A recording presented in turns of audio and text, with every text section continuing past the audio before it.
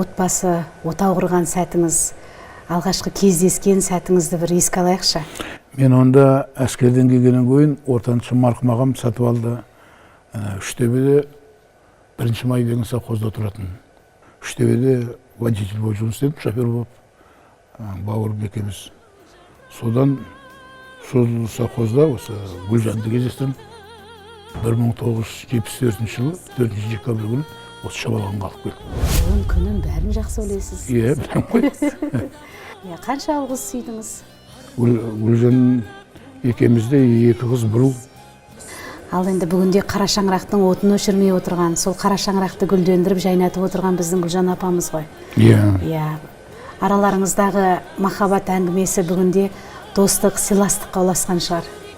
Ол енді мінекей скоро 50 жылға жақын ақпалады ғой. Уже қарасынан ақ түсінеміз ғой бір-бірімізді. Не айтайын деп отқанын білесің, мен не айтайын деп отқанымды түсінеді. Қабақтан, жанардан. Жанардан, иә, ол енді өзіңе бір ана ұқсап кетеді екен ғой. Еркелейсің оған, ол енді несін айтайын.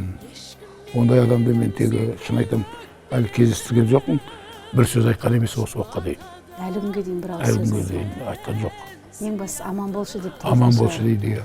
Асыл жарам жайнаған жасыл